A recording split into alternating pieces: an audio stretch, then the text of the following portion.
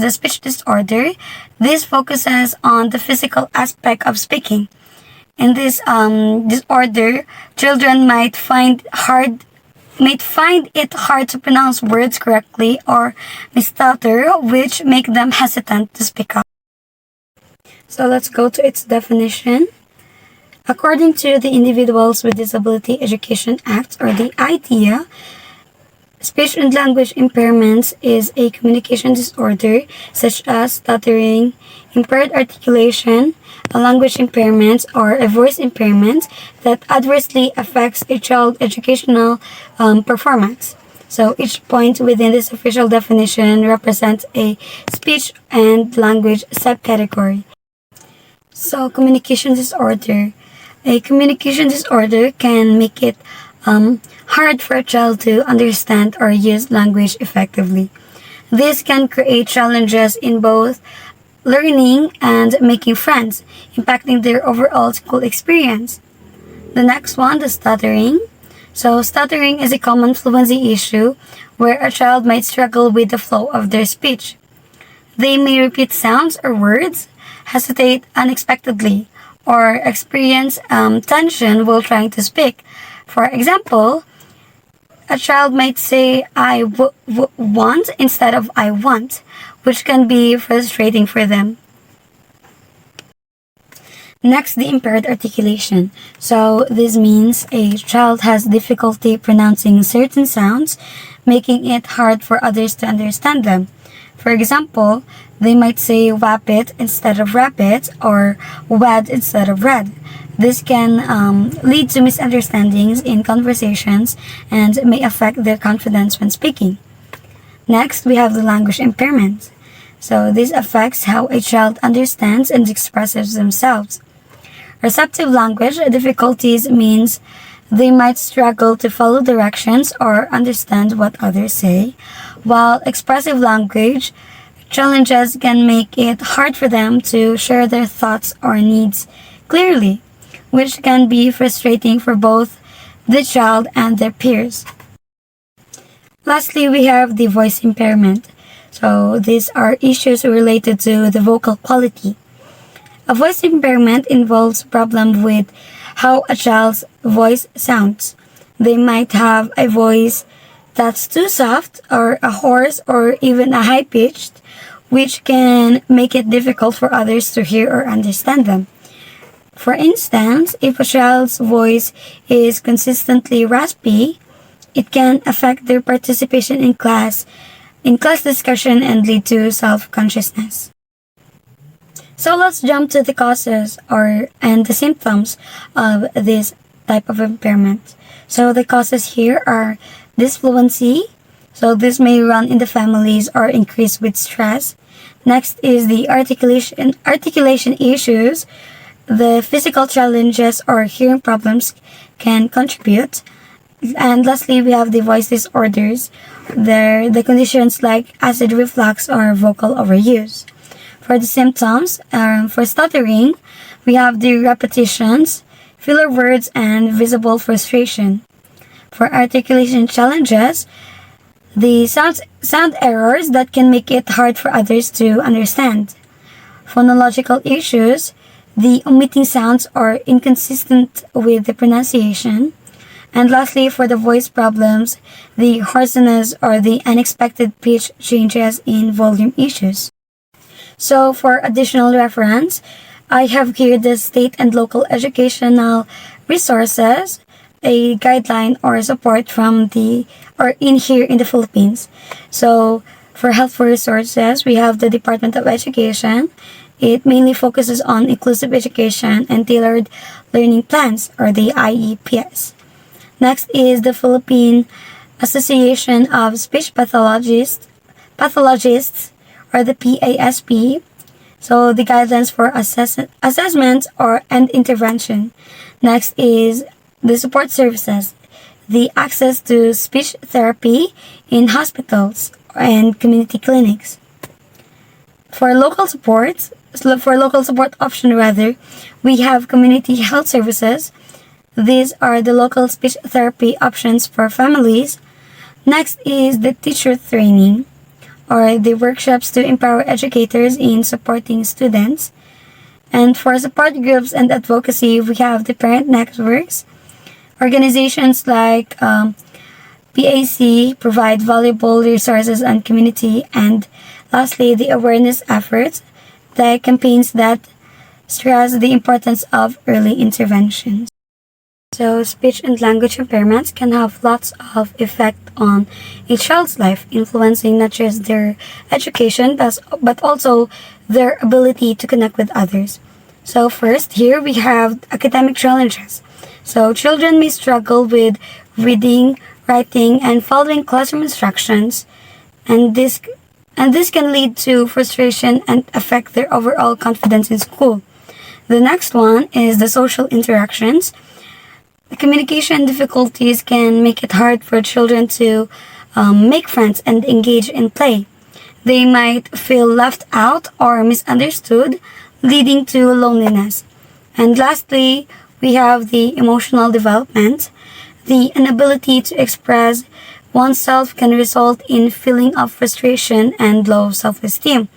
Children may become anxious about speaking up, which can affect their willingness to participate in activities they enjoy.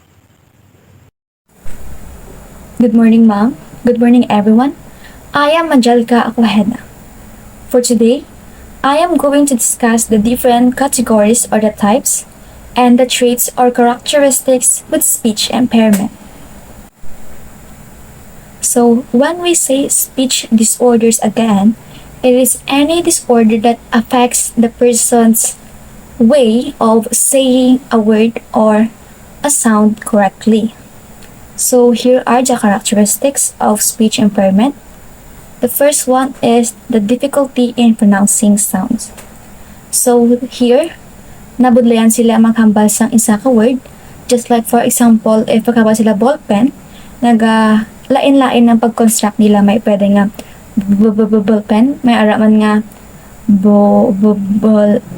Though, hindi sila kabalo mag-pronounce sang words, it's because nga nabudlayan sila. Next is the improper use of words. Ari magamit natin ang substitution wherein naga-substitute sila sang isa ka word. Just like ang biscuit be is pwede nila ma-substitute sa biscuit.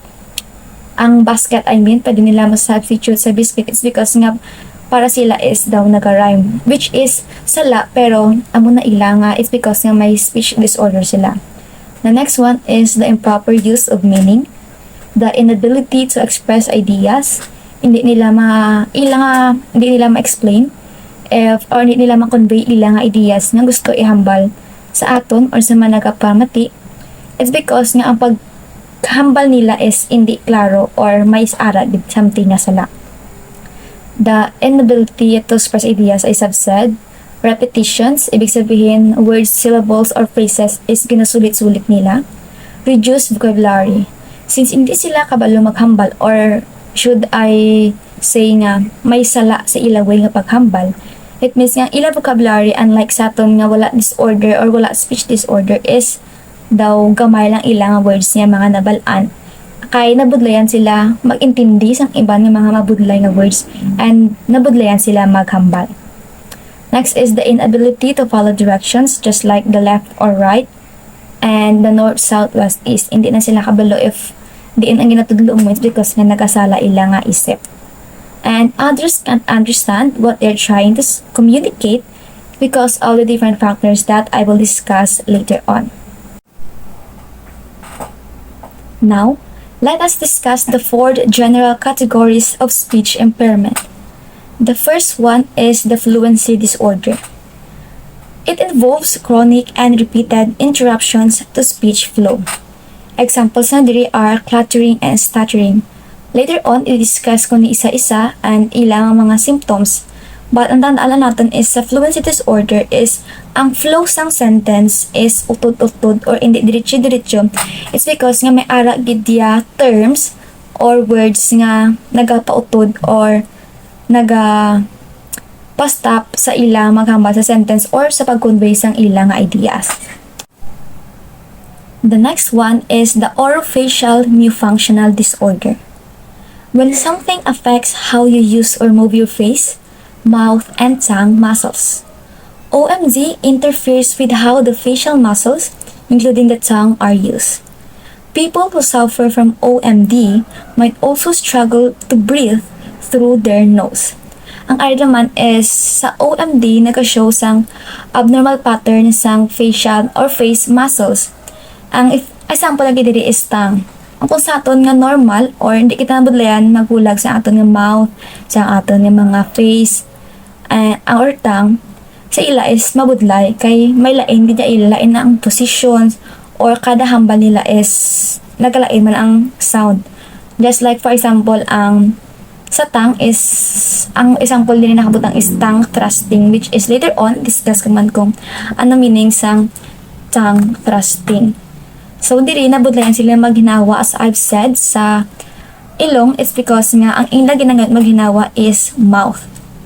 So they can make it difficult to produce certain sounds, and ang ilangan ang disorder nga ni nga kung paano magulag atan mga tsura is naga-affect sa speech production or kung paano sila maghambal sa mga words or mag-create sang mga sounds.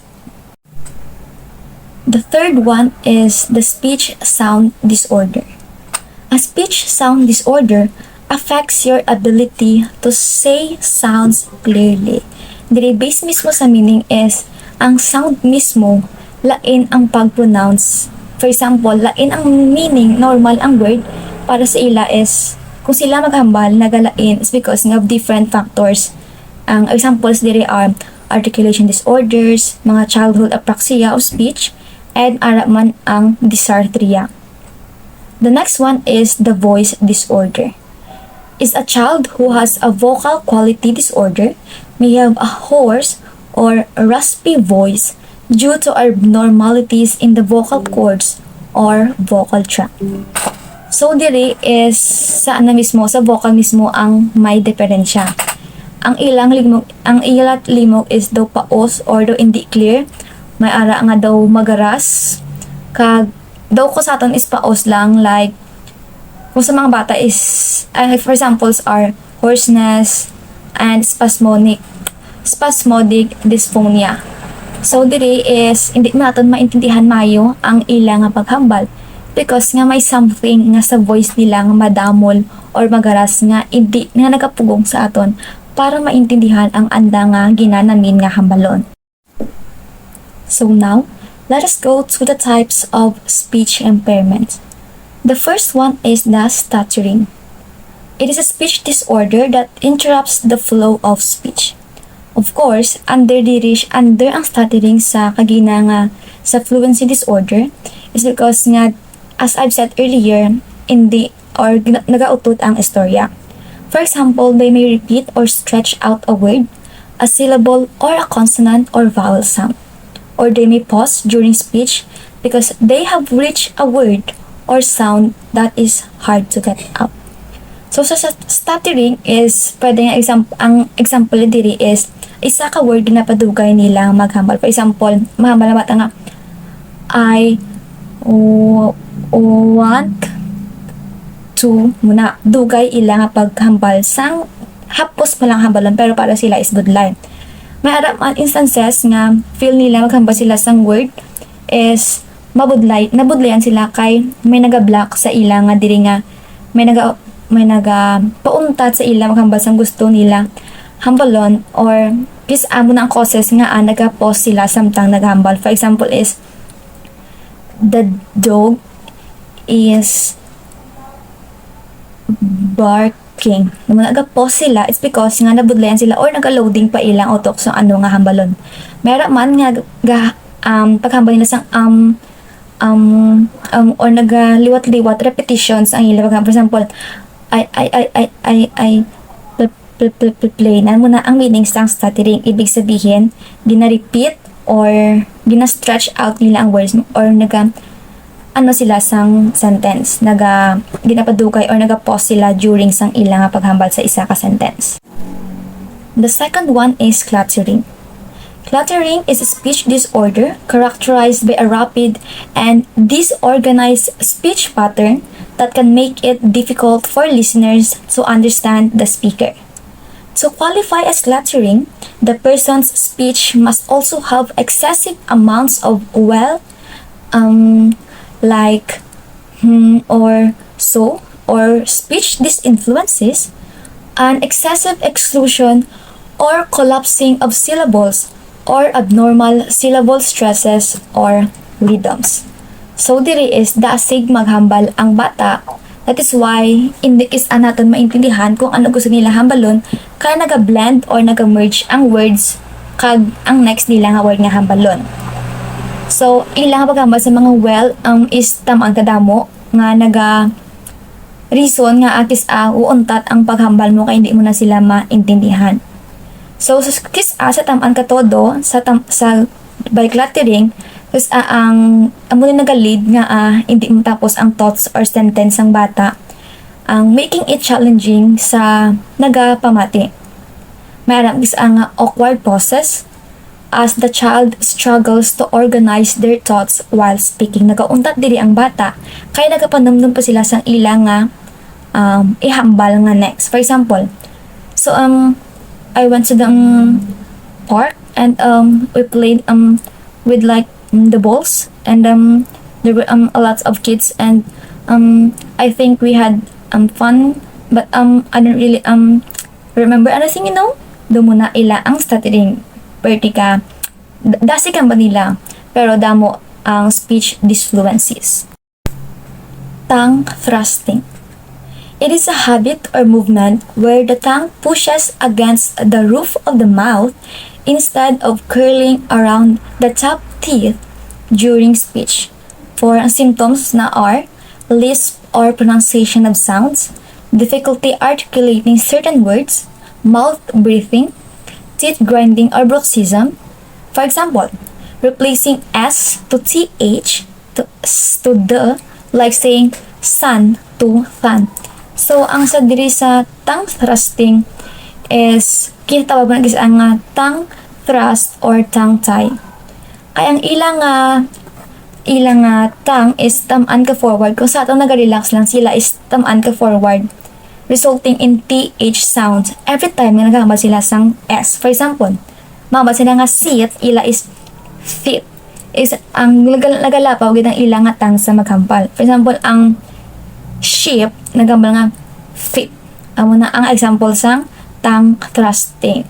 Ang wala naga-rest ilang nga tongue, instead naga-move forward, naga-push forward ba or naga-twirl ang ilang nga which is naga-cause nga improper nga pag speech ang pag hindi nami or hindi sakto ang pag-pronounce nila sang isa ka word.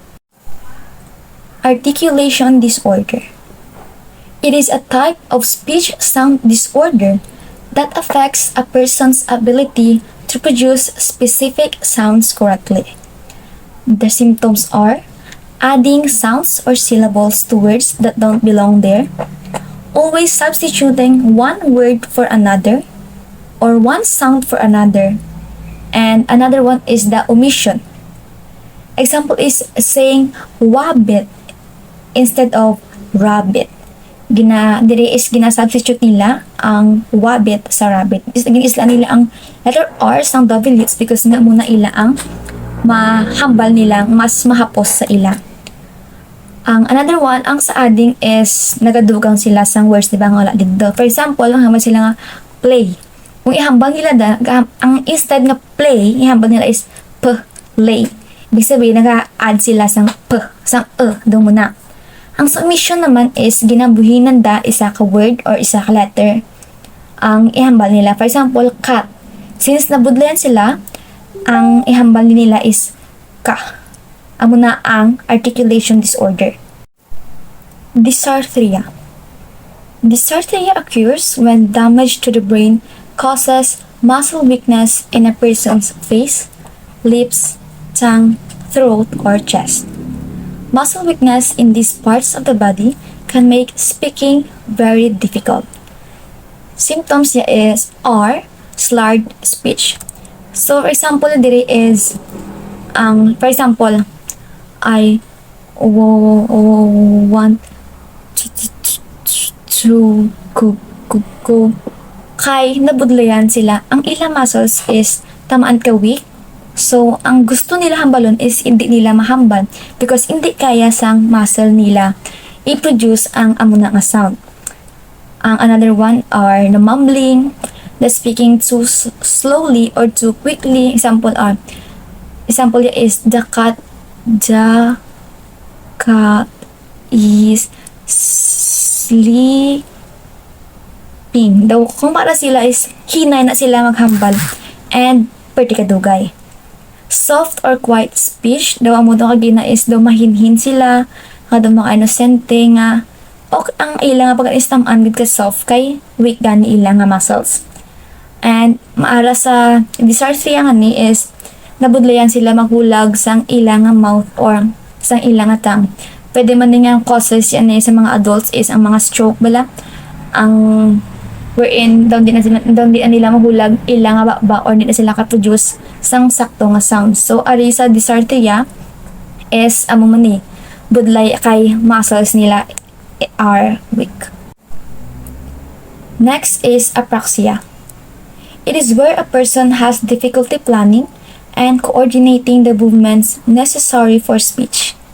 The brain signals don't communicate with the mouth, so the child can't move their lips and tongue in the way they are meant to. So, ari is ang brain ko no, kag ang sang bata is wala nagka-communicate. Ibig sabihin, lain ang sapiyak, lain man ang gusto sa piyak. For example is, maghambal ang bata nga banana. Instead sang banana, hambal niya is ba-na or na. It's because nga hindi mahulag mayo sang bata ang iyang lips or tongue sa iyang gusto nga ihambal or i-produce nga sound. It is because nga wala ka communicate ang mouth niya kag ang brain niya sakto. Symptoms niya are long pauses between syllables, having to move the lips, jaw, or tongue a few times before speaking, slower rate of speech, or distorted sounds in speech such as sound substitutions or difficulty saying long words. So another example nila is having to move the lips. Ibig sabihin kapila pa nila ihulagan ilang nga ba or ang bibig before sila makahambal sang gusto nila. For example, I want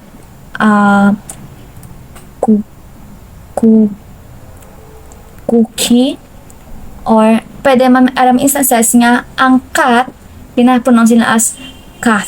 So hindi nila wala sila freedom maghambal sa ilang words because nga wala ga communicate ang brain nila kag ang mouth. The last one is hoarseness. Hoarseness, or also known as dysphonia, is when your voice sounds rough, raspy, strained, or breathy. Hoarseness may affect how loud you speak or your voice pitch or how high or low your voice sounds. So dire is may problems or abnormalities in mga vocal cords or ang vocal tract mo. Ang sa hoarseness nga ni is magaras or daw paos imo nga limog, wherein hindrance siya sa paghambal mo kay hindi siya maintindihan sa mga tao. Kag ang iya symptoms are voice sounds as if you are having a hard time talking, voice sounds raspy or breathing, or you're speaking more quietly or softer than usual, or your voice sounds higher or lower than usual. So, ibig sabihin niya is, ang garas-garas, gid na ang limog mo maghambal like, daw, hindi man intindihan, klaro. Kay, sa voice, magiging mismo ang may problema. So, it is, a voice disorder is also a change in how the voice sounds. Key traits of speech disorder. People with one or more speech disorders may experience the following symptoms. First is the repeating or prolonging sounds, distorting sounds, adding sounds or syllables to words, rearranging syllables, having difficulty pronouncing words correctly, struggling to say the correct word or sound, speaking with a hoarse or raspy voice, and lastly, speaking very softly.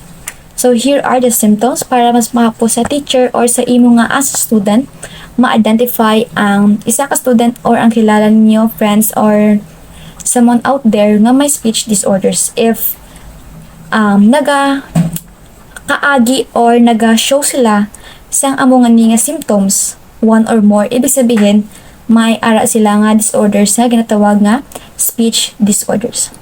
That would be all. Thank you so much.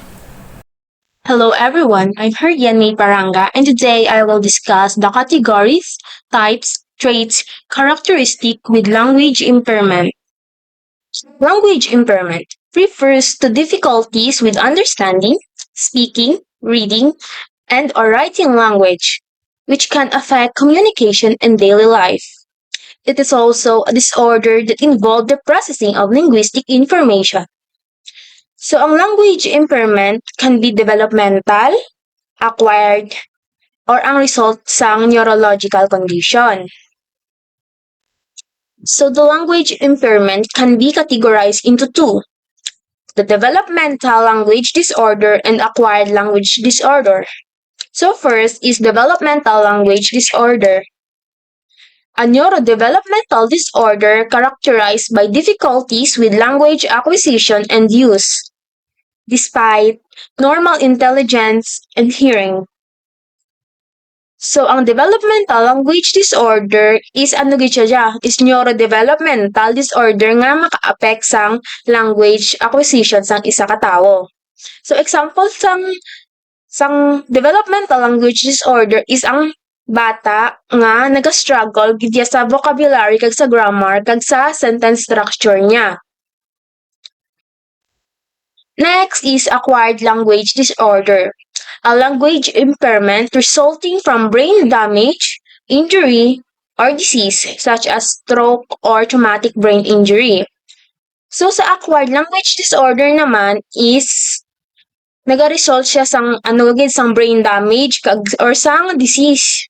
So ang example sang dya is ang individual being nga naga-acquired sang language disorder maka-experience sang difficulties sa language processing kag sa comprehension kag sa production niya. Next, the types of language impairment. First is receptive language impairment. Difficulty understanding spoken language including vocabulary, grammar, and sentence structure. So, ang receptive language impairments maka-affect ni siya sang understanding sang spoken language. Example niya kadya is ang student nga may receptive language impairment, magka-struggle siya maka-follow sa instruction or sa comprehend conversation. Expressive language impairment. It is a difficulty expressing thoughts, ideas, and feelings through spoken language. So, sa expressive language impairment is, ang maka-affect gidya is ang paano nila ma-express ang ilang thoughts kay ideas through spoken language. Example kadya is ang individual nga may expressive language impairment is maka-struggle siya na makapangita sang right word, use correct grammar, or articulate their thoughts. Next, I will discuss the common traits of language impairment. So first is the difficulty with word retrieval. So bali ang bata nga radi is do kabalo siya mag-understand sang words pero do na budlayan siya mag-make sang sentence using their own words. Next is struggle with sentence structure and grammar. So sa part nga radi is nabudlayan ang isa ka bata nga maghimo sang iyang sentence or sang iyang grammar. Next is trouble with language processing and comprehension. So sa diya is ang student is gidya ang mag-process siya sang iyang language yung sa kag sang iya comprehension is may ara niya nga trouble. Next is difficulty with reading and writing. So, bali dyan di is nabudayan sila magsulat kag magbasa. So next, the characteristic of language impairment. So first is language difficulties may vary in severity and impact daily life. So, dako gini ang impact sang ilang life kung may language difficulties sila. Then, Language impairment can co-occur with other conditions such as ADHD or autism. So bali gid ni siya maka-occur gid siya sa mga people nga may ADHD kag autism. Next is early intervention and treatment can significantly improve language skill. So kung temprano pa siya nagpa-treatment, so bali may chance pa nga mag-improve ang language skills ng isa ka student or bata. Good day, everyone. I am Gizel May Cordero. Today, I will discuss to you the challenges that may face of students with speech and language impairment. So, students with speech and language difficulties face a unique set of changes in the classroom. These difficulties can significantly impact their academic performance, social interactions, and overall being. So these challenges may be arise from difficulties in understanding, processing, and expressing their language, which can affect their ability to learn, interact with their peers or classmates, and specifically in classroom environment or classroom discussions. So these reports or discussion will based on the 3 articles that I have read, which entitled The Impact of Speech and Language Disorders on Pupils, Learning, and Socializations in Schools by Adebayo and Makubo 2014, and the other article was Classroom Challenges Working with Pupils with Communication Disorder and study by Musifange 2015, and last article was Children with Speech and Sound Disorders at School Challenges for Teachers, Parents, and Children. So this was study by Danielle 2017. So the first challenges that may face by the students with speech and language impairment is difficulty with verbal communication. So when we say difficulty with verbal communication, it can be manifest by in various ways of students impacting their learning and social interactions in the classroom. So these challenges may include first is limited in vocabulary. This means that they may have difficulty in finding the right words to express themselves, leading to frustration and communication breakdowns. So in this, the students may struggle to express themselves due to the lack of words of understanding their meaning. Like, this can make it hard to participate in classroom discussions, follow instructions discussed by the teacher, and to write effectively. So the next challenges that may face under the difficulty with verbal communication is articulation problems. So they may struggle to pronounce words clearly, making it difficult to others to understand them. So students with articulation problems might have trouble saying words correctly, making it for others to understand what they are trying to say. So the one that they talk will not understand what they're trying to say because they have a articulation problems. Next, under with difficulty with verbal communication is reduced speech fluency. So they may speak slowly or hesitate frequently, causing disruptions in conversation. So students with reduced speech fluency may be characterized by slow speech or frequent pauses can disrupt the flow of disruptions. So this can make it challenging for students to express their thoughts and ideas smoothly. So potentially leading to frustrations, avoidance of speaking situations. So the next challenges that may face by student is a challenges in comprehending classroom instruction. So students may struggle to understand classroom instructions due to difficulties processing like spoken language, leading to confusion and difficulty following the instruction. So, under the challenges comprehending classroom instructions include the following directions. So, following directions, students with speech and language impairment may struggle to understand and follow complex instructions, particularly they are presented verbally. So, students may find it challenges challenging to process the complex instructions, especially when they are presented verbally. So this is because they may have difficulty understanding the sequence of steps, remembering specific details, or interpreting subtitle with cues within the instructions. So following directions, they need a pictures or so that they will understand what the instruction said. So, next under the challenges and comprehending classroom instructions include understanding complex concepts. So, they may have difficulty understanding abstract concepts where when the information presented is complex and requires advanced vocabulary.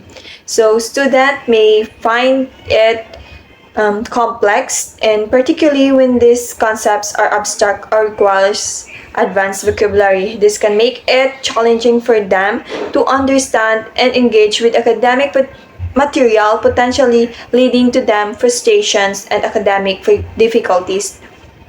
Next is under the challenges in comprehending classroom instruction include engaging in class discussions. So, engaging in class discussion, they may feel hesitant to participate in class discussion because of their communication difficulties. So, students with speech and language difficulties may feel apprehensive about joining class discussions due to their communication challenges or difficulties. They may worry about being misunderstood, struggling with articulate their ideas, or facing negative reactions from their peers. So we the people like no impairment will feel also like sometimes maka sad ta sang sala nga word though i-judge ta dayon sa classmate ta. Ano pagid ayhan ang ma-feel sa mga student nga may speech and language impairment like kung makahambal sila sang sala nga word or maging putol-putol sila during the engaging in class discussions. So the next challenges that may face by students with speech and language impairment is social and emotional challenges. So, students with speech and language difficulties may often face social and emotional challenges that can significantly impact their overall well-being and academic success. So, some common challenges that may include in social and emotional challenges are social interaction difficulties. So, social interaction difficulties, they may find it challenging to initiate and maintain conversation, which can lead to social isolation. So, student with speech and language impairment may struggle to start and keep the conversation going, making it hard for them to connect with others. This can be led to isolation as they may feel excluded or unable to participate fully in social activities. So feel nila is excluded sila like because hindi sila kabalo mag-start sang conversation with others. Next is low self-esteem. So, low self-esteem, their communication difficulties can lead to feeling of inadequacy and low self-esteem, affecting their overall confidence and motivation. So, students with this may experience feeling of inadequacy which have a low self-esteem due to their communication challenges. So, they have no confidence to speak with others. This can impact their overall confidence and motivation, making them hesitant to participate in activities or take risks in social situations. So, they may find difficult to interact with others or participate in classroom activities or discussions. Is anxiety and frustrations. Anxiety and frustrations, they may experience it in a situation where they struggle to communicate their needs and ideas effectively. So, students with this may struggle to communicate their thoughts and feelings effectively. This can be particularly challenging in situations where clear communication is essential, such as asking for help, expressing opinions, or participating in discussions. So, like anxiety and frustrations are naging sa tanan, which sometimes we normal people, I say normal man ang students with speech and language impairment. The last challenges that may face by student with speech and language impairment is difficulties with classroom participation and engagement. So students with this will face challenges with classroom participation and engagement, which can significantly impact their learnings and experiences inside the classroom. Some challenges include lack of confidence. So, lack of confidence, their communication difficulties can make them hesitant to participate in class activities, especially when they involve verbal responses. So, students with this will may have often lack of confidence in their communication abilities, making them hesitant or to participate in the classroom activities, especially those required verbal responses because they are not so good in speech and language. So they may can be lacked of confidence that can lead to feeling of anxiety, self-doubt, preventing them from fully engaging in classroom activities and engagement. So the next difficulty under the difficulty with classroom participation and engagement include fear of judgment. So they may fear being judged for their speech or language errors, making them reluctant to engage in activities. So students with speech and language impairment may fear of judgment from their peers or teacher, especially when they speaking in front of others or in a classroom engagement or discussion. So this fear can make them reluctant to participate in class activities even if they are interested in the topic because they worry about being ridiculed or criticized for their speech or language error. So the next difficulty under the difficulties with classroom participation and engagement were reduced motivation. So reduced motivations, their struggles in the classroom can lead to the decrease in motivation, impacting their overall learning experience. So students with this may experience a decline in motivation due to their ongoing challenges in the classroom. So this can lead to disengagement from learning as they may feel discouraged or overwhelmed by the constant struggle to communicate effectively. So, to recap all the challenges that may face by students with speech and language impairment have four main topics and has its three subset. First is difficulty with verbal communication. Under with this is limited vocabulary, articulation problems, and reduced speech fluency. Next main topic is challenges in comprehending classroom instruction, and the three subtopics are following directions, understanding complex concepts, and engaging in class discussions. And the third main topic is social and emotional challenges. So it includes social interaction difficulties, low self-esteem, anxiety, and frustration. And the last is difficulties with classroom participation and engagement, which include lack of confidence, fear of judgment, and reduced motivation. So that's all for today's topic. So in the studies that I have read, I can conclude that students with speech and language impairment has low or what have a academic performance was affected because of their impairment, not only for the classroom but also in their daily lives and also for their emotional and social well-being. That's all. Thank you. Good day everyone, my name is Ryan Pahagan and today I'm going to discuss to you the accommodations and modification. So first, let's define accommodation. Accommodation is refers to adjustment in how a student access information or demonstrate learning without altering the learning expectation. Modification, on the other hand, involve changes in the curriculum or expectation to meet the student's learning needs. Take note that accommodation is an adjustment in how students access information, and modification is involve changes, curriculum or expectations. I list at least six specific accommodations and modifications that support students with speech and language impairments. The first one is classroom environment adjustment. Preferential seating. Students with speech and language impairments should be seated close to the teacher or in the front of the classroom.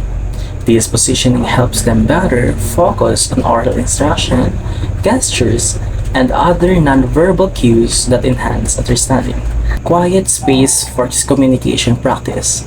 Create quiet corners or areas where students can practice speech without background noise, which might interfere with their processing abilities.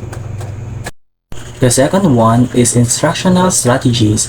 Use of visual aids. Supplement verbal instruction with visual supports such as charts, pictures, and written directions. For example, when explaining vocabulary, provide image or diagrams that represent the terms. Simplified language. Teachers should use clear, concise, and straightforward language, avoiding complex sentence structure. This accommodation helps students process and follow along without confusion. The third one is assessment adjustment. Alternative response format. Provide options for students to demonstrate knowledge through methods other than oral presentations, such as written reports, multiple choice tests, or projects. Extended time for verbal responses. Students with speech impairments may need additional time to formulate their answers. Teachers should provide ample time to avoid rushing them. The fourth one is Assistive Technology Speech Generating Devices, or SGDs. These devices allow students to communicate by generating speech electronically. SGDs can be particularly helpful for nonverbal students or those with severe speech impairments. Text-to-speech software. For students with difficulties in reading comprehensions, teach-to-speech technology can aid by reading aloud written materials or helping them follow along with classroom activities. Augmentative or alternative communications or AAC tools. Picture boards, communication apps, and other AAC tools can enhance students' ability to express themselves, reducing frustration and improving engagements. The fifth one is peer supports. Peer tutoring. Pairing students with speech and language impairments with a supportive peer can encourage interactions and foster a sense of belonging. The peer tutor can assist in clarifying instruction and supports communication during group activities. Body system for classroom participation. A body can serve as a communication partner, helping the students express ideas during class discussion or group work. The sixth one, or the last one, is teacher-led interventions. Language-rich environment. Teachers should actively create a classroom that promotes language development by engaging students in storytelling, discussion, and collaborative group work. For example, students can participate in a small group reading session where they make turns reading aloud or discussing a story. Use of scaffolding techniques. Gradually increasing the complexity of tasks allows students to build their skills at a comfortable pace. Teacher can first offer high levels of supports and gradually reduce it as students grow more confident. Social stories. These are personalized stories that describe social situation and appropriate responses, helping students with speech and language impairments navigate classrooms routine and interaction more effectively.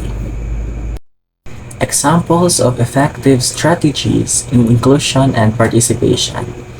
Group work with structured rules.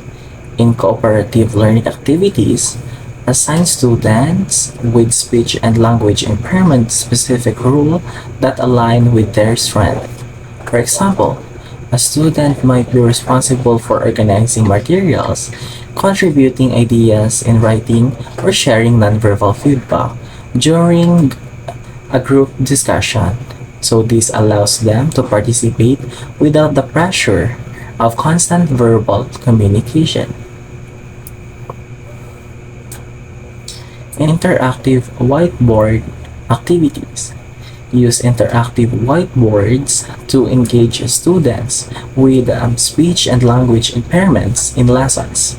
Teacher can prepare activities and students select pictures and match word to visual or drag and drop them or drop items to demonstrate understanding. This visual and hands-on approach makes it easier for students to express their knowledge. Story mapping. When working on language comprehension, a teacher can create a story map with picture and key phrases that visually represent the sequence of a story.